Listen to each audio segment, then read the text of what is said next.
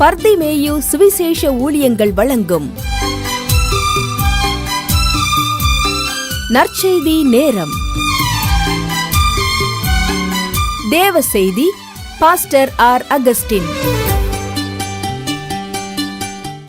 இந்த நாளில் உங்களோடு இப்படி ஒருவனை பார்த்து வாழ கற்றுக்கொள்ளுங்க அப்படின்னு 4 செய்தி உங்களுக்கு சொன்னேன். ஒருவனை போல இருக்க வேண்டாம் அப்படிங்கிறதுக்கு ஒரு செய்தி உங்களுக்கு முடிந்தால் 1 or 2 செய்தியோ சொல்லுவேன். ஏன்னா சிலரை மாதிரி வாழணும், சிலரை மாதிரி நாம் இருக்கக்கூடாதுன்னு வேதம் சொல்லுது. சாமுவேல் என்னும் பிள்ளையாண்டா என்ன செய்தா? கர்த்தருக்கு முன்பாக அவன் என்ன செய்தா? பிள்ளையாண்டானோ வளர்ந்து கர்த்தருக்கும் மனுஷருக்கும் பிரியமாய் வாழ்ந்தான். ஆகையினால அவனிருந்து கற்றுக்கொண்டோம். அவனை போல எந்த சூழ்நிலையில் இருந்தாலும் நாம் என்ன செய்யலாம்? காத்துக்கொள்ள முடியும், வாழ முடியும். எந்த சூழ்நிலையும் அவருடைய அன்பை விட்டு நம்ம பிரிக்காது. இதை கற்றுக்கொண்டோம். ஆனால் ஒருவனை போல வாழக்கூடாதுன்னு வேதம் சொல்லுது. உங்களுடைய வேதாகமத்தை எங்கே இருந்தாலும் சரி தயவு செய்து தேடி எடுத்து 1 யோவான் 3ஆம் அதிகாரம் 12ஆம் வசனத்துக்கு திருப்பி வச்சுக்கிறீங்களா?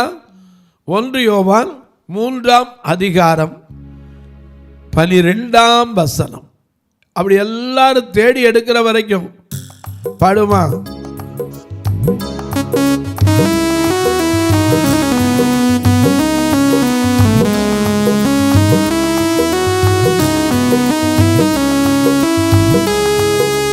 அன்பு கூறுவே இன்னும் அதிகமா, அன்பு கூறுவே இன்னும் அதிகமா, ஆராதிப்பே இன்னும் ஆழமா, அன்பு கூறுவே இன்னும் அதிகமா, ஆராதிப்பே இன்னும் ஆழமா, உன்னை முழு உள்ளத்தோடு ஆராதிப்பே முழு பலத்தோடு அன்பு கூறுவே, ஆராதனை ஆராதனை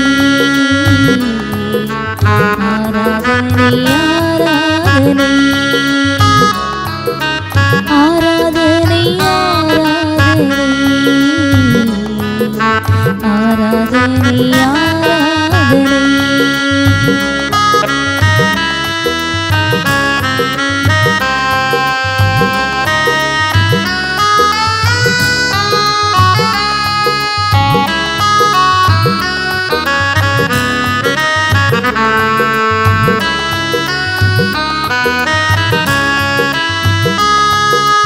எபினேசரே எபினேசரே எபினேசரே எபினேசரே, இதுவரையில் உதவி செய்தி எனக்கு, இதுவரையில் உதவி செய்தி, இதுவரையில் உதவி செய்தி, உன்னை முழு உள்ளத்தோடு ஆராதிப்பேன் முழு பலத்தோடு அன்பு கூறுவேன், ஆராதனை ஆராதனை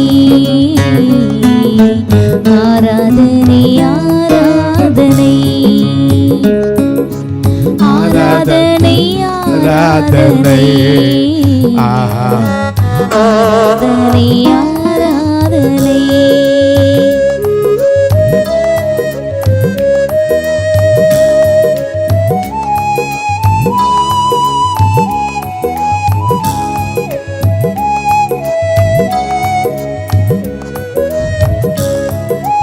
யெகோவாயே எல்லோயே என்னை கண்டீரே, நன்றியா எல்லோயே எல்லோயே என்னை கண்டீரே, நன்றியா என்னை கண்டீரே, நன்றியா என்னை கண்டீரே, நன்றியா முழு உள்ளத்தோடு ஆராதிப்பேன், முழு பலத்தோடு அன்பு கூறுவேன். ஆராதனை ஆராதனை ஆராதனை ஆராதனை ஆராதனை ஆராதனை ஆராதனை ஆராதனை.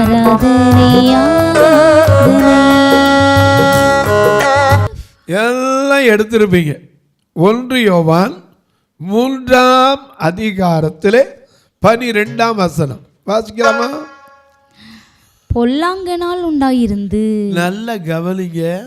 பொல்லாங்கனால் உண்டாயிருந்த தன் சகோதரனை கொலை செய்த தன் சகோதரனை கொலை செய்த காயினை போல் இருக்க வேண்டாம். அவன் எது நிமித்தம் அவனை கொலை செய்தான்? ஐயா, எது நிமித்தம் அவனை கொலை செய்தான்? தன் கிரியைகள் பொல்லாதவைகளும் தன் கிரியைகள் பொல்லாதவைகளும் தன் சகோதரனுடைய கிரியைகள் நீதியுள்ளவைகளுமாய் இருந்தது நிமித்தம் தானே. ஹல்லேலூயா.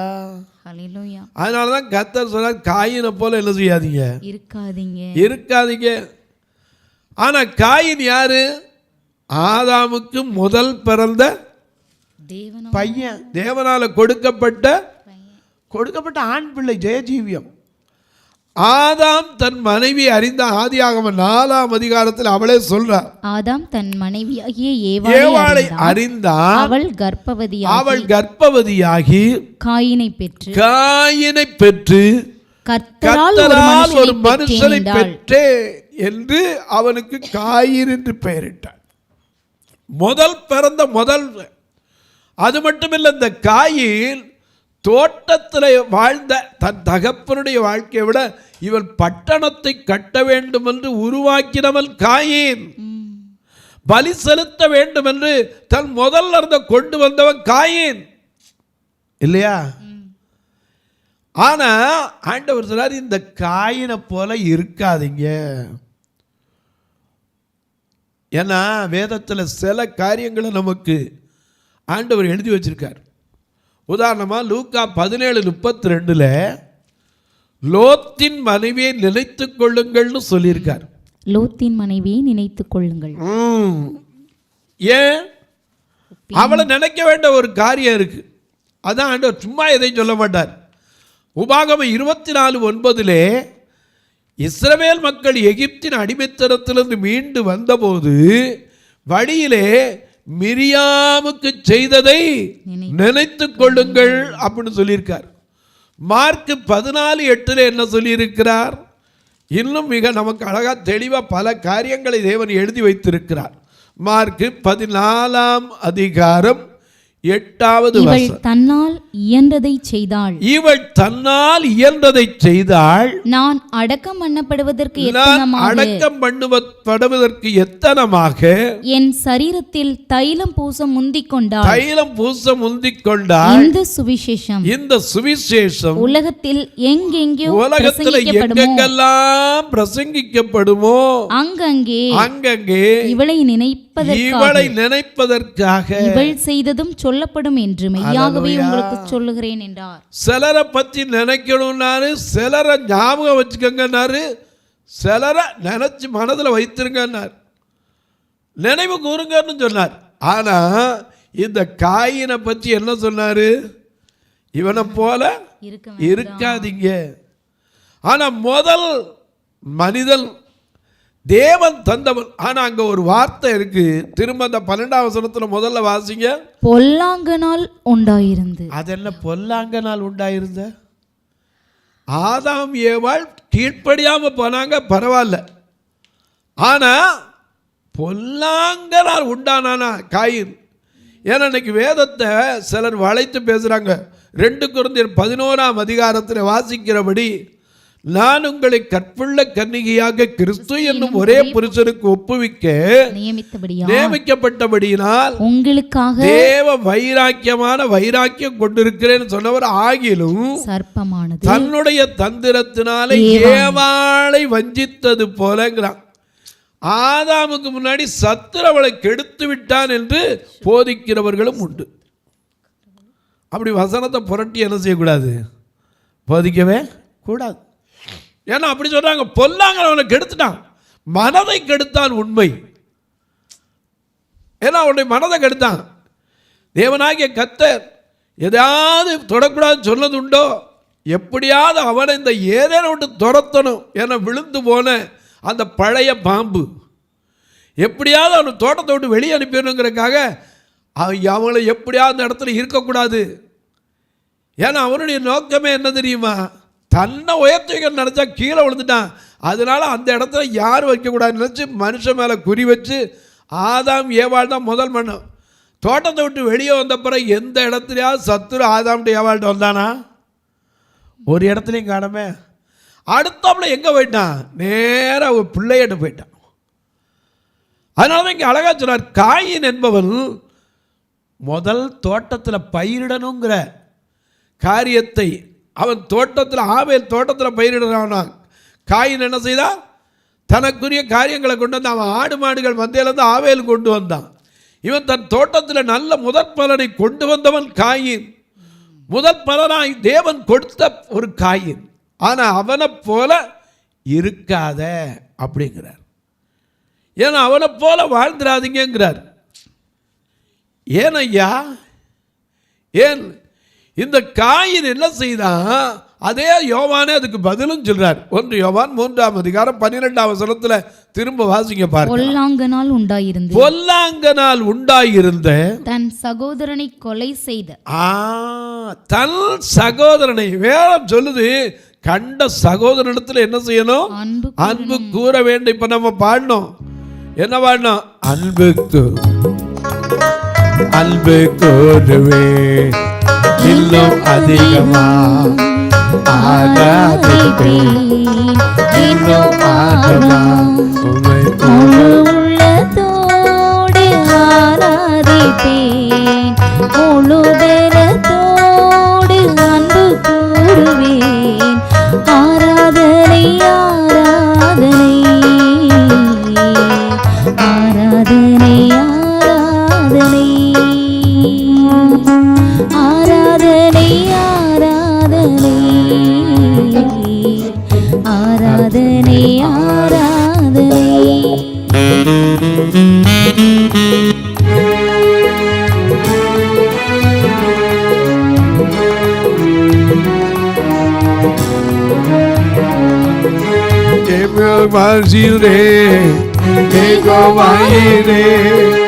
எல்லாவற்றையும் பார்த்துக் கொள்வி, எனக்கு எல்லாவற்றையும் பார்த்துக் கொள்வி, எல்லாவற்றையும் பார்த்துக் கொள்வி, உம்மை முழு உள்ளத்தோடு ஆராதிப்பேன், முழு பலத்தோடு அன்பு கூறுவேன்.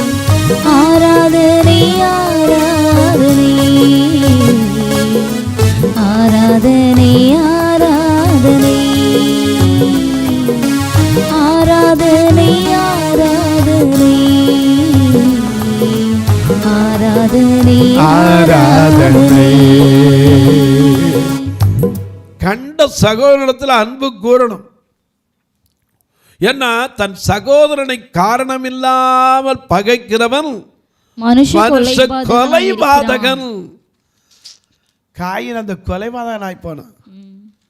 அதனாலதான் சொல்றார், காயினை போல இருந்துடாதீங்கப்பா, பொறாம உங்களுக்குள்ள வந்துடக்கூடாது. தன் சகோதரனாகிய ஆபேல் மேல பொறாமை கூட அவனுடைய முகநாடி வேறுபட்டுச்சு. ஆதியாகமம் 4:8 கர்த்தர் கேட்கிறார். என்ன கேட்கிறார்? 4ஆம் அதிகாரம். தன் சகோதரனாகிய ஆபேலோடே பேசினான். அவர்கள் வயல்வெளியில் இருக்கும் சமயத்தில் காயின் தன் சகோதரனாகிய ஆபேலுக்கு விரோதமாய் எழும்பி அவனை கொலை செய்தான். கர்த்தர் காயினை நோக்கி, உன் சகோதரனாகிய ஆபேல் எங்கே என்றார். அவனை என்ன செய்தாய் என்றால் அவன் சொன்னான், நான் என்ன காவலாளியோ? நிச்சயமா நீயும் நானும் யாரு? காவலாளி. அதை மறந்துடக்கூடாது. என் சகோதரனுக்கு நான் என்ன காவலாளியா? அவர் சொன்னார், அவருடைய ரத்தம் என்ன செய்யுது? பூமியிலிருந்து என்னை நோக்கி கூப்பிடுகிறது. அதனால தான் சொன்னார், பூமி தன் வாயை திறந்த இந்த பூமியில் நீ சபிக்கப்பட்டிருப்பாய்னா. உடனே அவங்க, ஐயா எனக்கிட்ட தண்டனை சகிக்க முடியாது, என்னை பார்க்கிறவன் கொல்லு ஓடுவான்னு. அவர் சொன்னார், காயினை கொல்றவன் மேலே 7 வழியில் சுமருனார். அடையாளத்தை இன்னைக்கு நெத்தியில் அடையாளம் போட்டதுனால பொட்டு வைத்து கொள்ளலாம் என்று சொல்லுகிறவர்களும் உண்டு. இருக்கா இல்லையா? அடையாளம் போட்டுக் கொள்ளுகிறவர்களும் உண்டு. எனக்கு அன்பாருடைய காயினை போல இருந்துடாதீங்க. ஆண்டவர் சொன்ன வார்த்தை யோவானை கொண்டு அழகா எழுதியிருக்கார். ஏன்னா அவர் சொன்ன காரணம் உண்மையில யாரும் ஒத்துக்க மாட்டேன்னு சொல்ல முடியாது. திரும்ப அந்த 1 யோவான் 3ஆம் அதிகாரம் 12 திரும்ப வாங்க. பொல்லாங்கனால் உண்டாயிருந்து தன் சகோதரனை கொலை செய்த காயினை போல் இருக்க வேண்டாம். காயினை போல இருக்காதீங்க. ஏன்னா சகோதர சிநேகம் மிக மிக அவசியம். ஏன்னா நாம் எல்லாம் சகோதரர்கள். ஏன்னா வேதம் சொல்லுது, சகோதரர்கள் ஒருமித்து வாசம் பண்ணுவது எத்தனை நன்மை இருக்கிறது. அதில் ஜீவன் உண்டு, அதில் ஆசீர்வாதம் உண்டு. எனக்கு அன்பானுடைய காணிக்க செலுத்த போனா கூட உன் சகோதரன் பேரில் உனக்கு ஒரு குறை இருக்குமானா உன் காணிக்கையை வச்சுட்டு அவனோட போய் என்ன செய்யணும்? ஒப்புரவாகிட்டு அப்புறம் வந்து இந்த காணிக்கை என்ன செய்யணும்? பலிபீடத்தின் மேல் செலுத்தணும். ஆனா இந்த காயின் என்ன செய்தானா? பொல்லாங்கனால் உண்டாயிருந்து தன் சகோதரனை கொலை செய்த காயினை போல் இருக்க வேண்டாம். அவன் எது நிமித்தம் அவனை கொலை செய்தான்? எதனால் அவன் கொலை செஞ்சான்? தன் கிரியை. அவனுக்கு சண்டையா? இல்ல ஒருத்தருக்கு ஒருத்தர் சொத்து பிரிவா? இல்ல ஏசா யாக்கோபு போல ஏமாற்றப்பட்டுட்டான் ஒருத்தருக்கு ஒருத்தன். ஏன்னா ஏசா யாக்கோபை விரட்டினான்னா காரணம் அவனுக்குரிய ஆசீர்வாதத்தை என்ன செய்தான்? ஏமாற்றி பறித்துக்கிட்டான். அவன் இப்படி போனான். ஏன்னா அவன்கிட்ட இருக்க பயத்தங்குளை காட்டி சிரேஷ்ட புத்தகத்தை என்ன செஞ்சுட்டான்? பிடுங்கிட்டான். அது மட்டுமல்ல, அப்பாட்ட போய் ஏசாவை போல வேஷம் போட்டு தோலை பொத்திட்டு போய் அப்படியே அவர் கண்ணு தெரியாமல் இருக்காருன்னு தெரிஞ்சும் நான் உங்களுடைய மூத்தகுமார ஏசாதான் அப்படின்னு சொல்லி ஏமாத்திட்டான். அவன் துரத்துனான் நியாயம், யாக்கோபு ஓடி போனான். ஆனால் இங்கே ஆபேல் இவனுக்கு விரோதமாக ஏதாவது செஞ்சானா? திரும்ப வாசிங்க. பொல்லாங்கனால் உண்டாயிருந்த தன் சகோதரனை கொலை செய்த காயினை போல் இருக்க வேண்டாம். அவன் எது நிமித்தம் அவனை கொலை செய்தான்? தன் கிரியைகள் பொல்லாதவைகளும். தன்னுடைய கிரியைகள் பொல்லாதவைகளும் தன் சகோதரனுடைய கிரியைகள் நீதியுள்ளவைகளுமா இருந்தது நிமித்தம் தானே. நல்லா கவனிங்க. நீதி உள்ளவன் கொலை செய்யப்படலாமா? அதனாலதான் லூக்கா வேதம் சொல்லுது, ஆபேலின் ரத்தம் முதல் சகரியாவின் ரத்தம் வரை தேவனை நோக்கி கூட்டுட்டே இருக்கான். எங்களுக்கு நியாயம் செய்ய மாட்டீங்களா? எங்களுக்கு நியாயம் செய்ய மாட்டீங்களா? அவன் அப்படி காயின் என்ன கொன்னுட்டானே. பூமியிலிருந்து ரத்தம் பேசுதான்.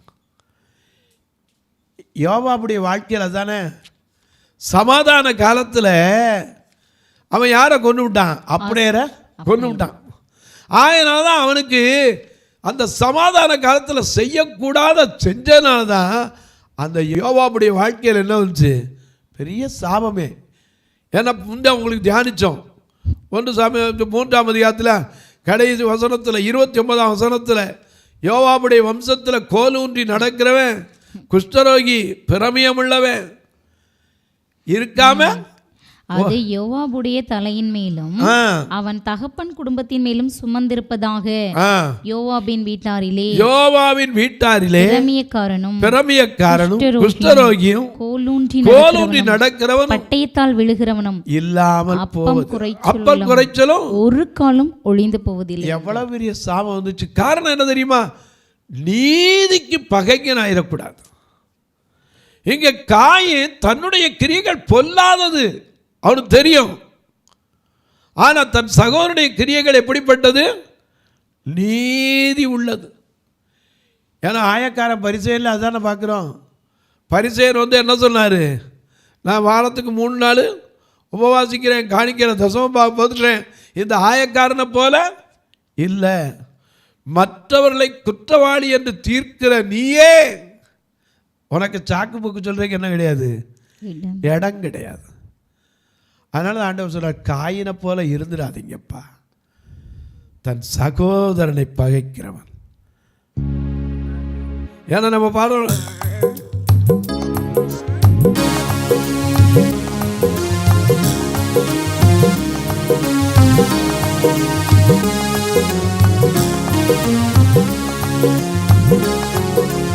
ஒரு நாள் புல்லை கல்தேனையா, அல்லாள் எல்லை வேலையா,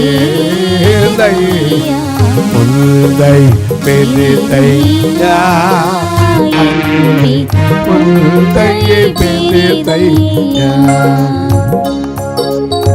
புல்லையை பெரிதையா, அன்பே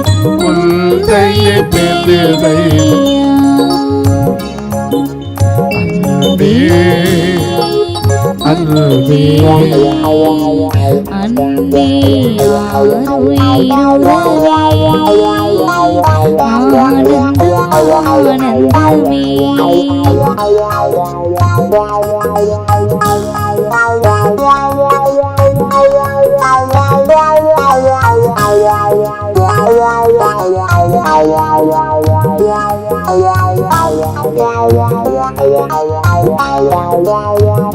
பூலோகத்தில் பொருளில் இனிமை அழியும் புல்லின் பூவை பாடாதே ஐயா, அன்பு பாடாதே ஐயா,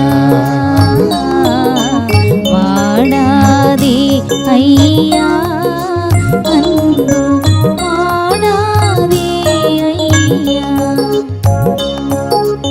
அன்பே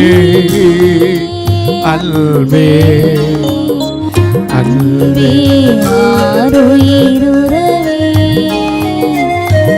ஆனந்தம் ஆனந்தமே,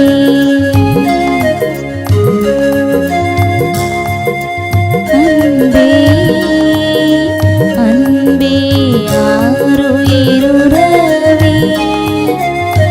ஆனந்தம் ஆனந்தமே. எனக்கு அன்பான தன் சகோதரனுடைய கிரியைகள் நீதி உள்ளவைகள் அவனுக்கு தெரியும். ஆனா எதனால கொலை செய்தா? தன் கிரியைகள் பொல்லாதவைகளும் அவன் சகோதரனுடைய கிரியைகள் நீதி உள்ள கிரியைகளா இருந்ததுனால அந்த நீதி எவனால ஏற்றுக்கொள்ள முடியல. என்ன பார்த்து நீதி இல்லைன்னா இன்னைக்கு நமக்குள்ள அதான், நம்ம பார்த்து ஒருத்தன் குற்றம் சொன்னாலும் என்ன சொல்லுவோம், யாரை பார்த்து சொல்றோம், என்ன பார்த்தா, அதான் சொல்றோம் எரிச்சலின் ஆவி. ஏன்னா ஆண்டவர் கேட்கிறார், உன் முகநாடி ஏப்பா வேறுபட்டுச்சு, நீ எரிச்சலா இருக்க, ஏப்பா எரிச்சலா இருக்க. எனக்கு அன்பானவர்களே, நன்மை செய்தால் மேன்மை இல்லாமல் போகாது. நன்மை செய்யாது இருந்தா பாவம் வாசப்படியில் தான் என்ன செய்யும், படுத்து கிடக்கும். காணிக்கை அங்கீகரிக்கலைன்னா அவனுடைய காணிக்கை நீதி உள்ளவைகள். நம்மகிட்ட என்ன குறை இருக்கு அதை பார்க்கல. தன் சகோதரனை கொலை செய்ததுனால இங்கே யோவானை கொண்டு எழுதினார், எப்பா அவன் கிரியை பொல்லாதுன்னு தெரிஞ்சிருந்தோம், தன் சகோதரனுடைய கிரியை நீதி உள்ளவை என்று அறிந்திருந்தோம், அதை தன்னால் ஜீரணிக்க முடியாததுனால தன் சகோதரனையே கொன்று போட்ட காயினை போல இருக்காதீங்க. தொலைக்காட்சியில் பார்க்கிற என் அன்பு மக்களே, இந்த நிகழ்ச்சியை நாள்தோறும் பார்க்குறீங்க, கேட்குறீங்க, பரவசம் அடைகிறீங்க. சிலரை போல இருக்க வேண்டாம், சிலரை போல இருக்கணும். வேதம் அழகா போதிக்குது. கடந்த 4 செய்தியில் சொல்ல, சாமுவேலும் என்னும் பிள்ளையாண்டானோ எப்பேற்பட்ட சூழ்நிலையில் பரிசுத்தமாய் வாழ்ந்தான், தனக்கு தகுதியுள்ள காரியத்தை தான் செய்தான், தான் கண்ணுக்கு நேரம் தவறு நடந்தாலும் அவன் தவறி போகவில்லை, பரிசுத்தமாய் வாழ்ந்தான், சாட்சியாய் நின்றான் என்றேன். இப்போ காயினை போல இருந்துடாதீங்க அப்படின்னு வரப்போகிற செய்தியில் ஒரு காரியத்தை சொல்லுவேன். இந்த நிகழ்ச்சியை பார்க்கிற நீங்கள் இதற்காக ஒரு வார்த்தை ஜெபம் பண்ணுங்க. இது தொடர்ந்து வருவதற்கு, அதனுடைய தேவைகள் சந்திக்கப்படுவதற்கு ஏன்னா ஒரு நாள் நிகழ்ச்சி வரலாம் 4000 ரூபா கட்டணும், ரெக்கார்டிங் தனியாக இருக்குது. அது மட்டும் இல்லை, எங்கள் சபை ரெண்டுமே பார்வை இல்லாத மக்கள், எந்த ஒரு காணிக்கையை நம்பி அந்த சபையை வைக்கலை. வர்றவங்களுக்கு உதவி செய்து அவர்களை எப்படியாவது தேவனுடைய ராஜ்யத்துக்கு கூட்டிகிட்டு போகணும். இந்த தாகத்தோடு உருவாக்கப்பட்ட சபை. நீங்களும் கர்த்தர் ஏவினால் ஒரு நாள் நிகழ்ச்சி தாங்கலாம். உங்கள் பிறந்த நாள், திருமண நாள் போன்ற நல்ல நாட்களிலே ஒரு நாள் இந்த பார்வையற்ற மக்கள் திருச்சபையில் உணவு கொடுக்க உதவலாம். இவங்களை ஆத்துமாக்களை அழைத்து வர்றதுக்கு வாகனத்துக்கு மட்டும் வாரத்துக்கு 4000 ரூபா வாடகை கொடுக்குறோம். கர்த்தர் ஏவினால் ஒருவேளை ஒரு நாள் காரியத்தை செய்யலாம். இல்லை, என்னை ஆசீர்வச்சிருக்காரியா, நான் ஒரு வேனை கூட அது கொடுப்பேன்னா கர்த்தர் உங்களுக்கு கொடுத்தா அந்த தாகத்தை நீங்களும் செய்யலாம். அது மட்டும் இல்லை, பார்வையற்றவர் மரித்தா கூட சொந்தக்காரங்க வரமாட்டாங்க, ஃபியூனரல் காரியத்துக்கு உதவலாம். கட்டுமான பணிக்காக எத்தனையோ கட்டுமான பணி நிற்குது. மாதிரியில் ஒரு ஞானஸ்தான தொட்டி கட்டிக்கிட்டு இருக்கோம், அதுக்கு 80,000 ரூபா செலவு. ஆண்டவர் சிலர் எழுப்பி தந்தான, அதுதான் நல்ல தொண்ணி தட்டிக்கும் பிரயோஜனம். நீங்களும் அதற்காக ஜெபியுங்கள். எப்படி தொடர்பு கொள்ள, உதவி செய்யணும்னா எப்படி பிரதர் செய்ய? இதில் 2 நம்பர் வந்துக்கிட்டே இருக்கும். இதில் ஜிபே, ஃபோன்பே உண்டு. என்கிட்ட கேட்டாலும் உங்களுக்கு சொல்லுவேன். உங்கள் ஜெபக்காரி எது இருந்தாலும் காலை 10 மணிலேருந்து 5 மணிக்குள்ளே சொல்லலாம். அது என்ன பிரதர் 10லேருந்து 5, 24 மணி நேரம் என்னை கூப்பிடுங்க சொல்லிட்டு நான் பாட்டில் ஃபோனை வச்சுட்டு போய் இல்லைன்னு சொன்னாலும் பிரயோஜனம் இல்லை, எடுக்காமல் வந்தாலும் பிரயோஜனம் இல்லை. கண்டிப்பாக எடுத்து உங்களுக்கு ஜெபிக்கணும். நான் ட்ராவல்லையோ ஆராதனையிலையோ ரெக்கார்டிங்லையோ இல்லாட்டா கண்டிப்பாக எடுத்து ஜெபம் பண்ணுவேன். இப்போ உங்களுக்காக ஜெபிக்கட்டுமா? அன்பில் பரலோக பிதாவே, ஆசீர்வதிக்கப்பட்ட இந்த நல்ல நாளிலே சாமுவேலை போல சாட்சியாய் இருக்க வேண்டும் என்று கேட்ட அதே எங்களுக்கு இந்த காயினை போல இருக்காதீங்க அப்படின்னு எழுதி வைத்திருக்கிறீங்க. இந்த வேதத்தின் ரகசியங்களை அறிந்து எங்களை நாங்கள் எப்படி வாழ வேண்டும் என்பதை கற்றுக் கொடுக்கிற தெய்வமே, எங்களை வாழ வைக்கிற தெய்வமே, இந்த நிகழ்ச்சியை பார்க்கிற ஒவ்வொருவருடைய வாழ்க்கையிலும் சந்தோஷத்தை கொடுங்க, சமாதானத்தை கொடுங்க, சரீர சுகத்தை கொடுங்க, கையிட்டு செய்கிற வேலைகளிலே ஆசீர்வாதத்தை கொடுங்க. கடன் பாரத்தினாலே, வியாதியின் பிரச்சனையினாலே, பலவிதமான சூழ்நிலைகளிலே கண்ணீர் வடிக்கிற மக்களுக்கு கண்ணீர் கவலைகள் மாறட்டும். இயேசு கிறிஸ்துவின் ஈடு இணையற்ற வல்லமையுள்ள நாமத்தில் ஜெபிக்கிறேன் நல்ல பிதாவே, ஆமென். சபை ஆராதனை ஞாயிறு காலை 10 மணி முதல் 12 மணி வரை. இடம் பர்திமேயு சுவிசேஷ ஆலயம், அன்னை சத்யா நகர், இளமனூர் அஞ்சல், சக்கிமங்கலம் வழி, மதுரை மாவட்டம். பின்கோட் 625201 மற்றும் பர்திமேயு சுவிசேஷ ஜெப வீடு, flat number 107, Eden garden, Muthur, Tirunelveli. Pincode 627011. சிறப்பு உபவாச கூட்டம் ஒவ்வொரு மாதமும் 2வது சனிக்கிழமை காலை 10 மணி முதல் 1 மணி வரை நாகர்கோவில் YMCA ஹாலில் வைத்து நடைபெறுகிறது. மற்றும் ஒவ்வொரு மாதமும் 4வது சனிக்கிழமை காலை 10 மணி முதல் 1 மணி வரை திருநெல்வேலி புதிய பேருந்து நிலையம் அருகில் உள்ள கிரேஸ் ஹாலில் வைத்து நடைபெறுகிறது. எங்கள் எல்லா ஆராதனைகளிலும் கலந்து கொண்டு தேவனை மகிமைப்படுத்த அன்பாய் அழைக்கிறோம். உங்கள் உதாரத்துவமான காணிக்கைகளினால் இவ்வூழியத்தை தாங்க விரும்பினால் R Augustine, account number 5021364331, IFSC code IDIB 000B066, Indian bank, BP Kulam, Madurai.